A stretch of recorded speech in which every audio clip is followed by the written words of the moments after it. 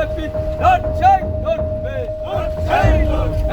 এই অবরোধ তুলে নেওয়ার মূল কারণ হচ্ছে মানুষকে স্মরণ করে দেওয়া।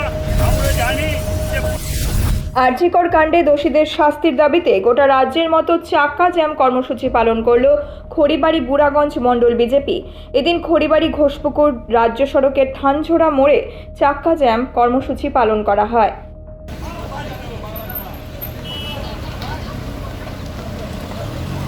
আজকে আমাদের সারা পশ্চিমবঙ্গে 2 ঘন্টার যে চাক্কা জাম, সেই চাক্কা জামে আজকে সারা পশ্চিমবঙ্গে চলছে। এই পশ্চিমবঙ্গের সঙ্গে আমাদের খড়িবাড়ি ব্লকেও চলছে। খড়িবাড়ি পিএসের মধ্যে যত মোড় আছে প্রত্যেকটা মোড়ে চলছে। এইবার আজকে ভাবতে অবাক লাগে, দক্ষিণবঙ্গে আরজিকরের কাণ্ড সম্পূর্ণ উত্তরবঙ্গেও চলে আসছে।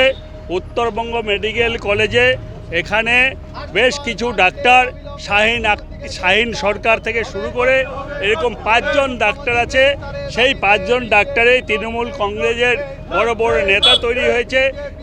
তাদেরকে দিয়ে এই সব ঘটনা ঘটাচ্ছে।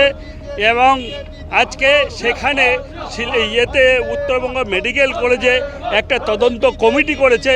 সেই তদন্ত কমিটি একদম অলরেডি পলিটিক্যালি তদন্ত কমিটি করেছে। এটার বিরুদ্ধে বিজেপি লড়াই করবে। আজকে উত্তরবঙ্গে কেন্দ্র সরকারের যে টাকা দেওয়া হচ্ছে, সেই টাকা নয়-ছয় করার জন্য, ভোগ দখল করার জন্য এরা পলিটিক্যালি এখানে তৃণমূল কংগ্রেসের নেতাদের নমিনেটেড করেছে। আজকে উত্তরবঙ্গ মেডিকেল কলেজে যে কমিটি, যে ঘটনা ঘটেছে, যে কেলেঙ্কারি হচ্ছে, গতকালকে আপনারা দেখেছেন।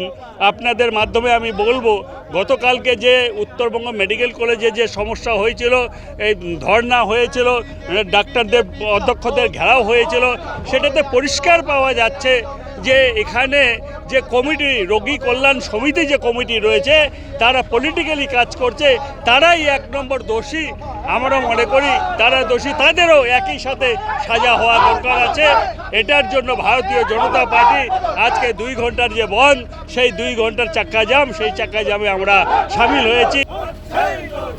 ধর্ষণকারী মদতকারীরা হুঁশিয়ার, বিজেপি খড়িবাড়ি থেকে প্রশান্ত বর্মনের রিপোর্ট, নিউজ মেট্রো।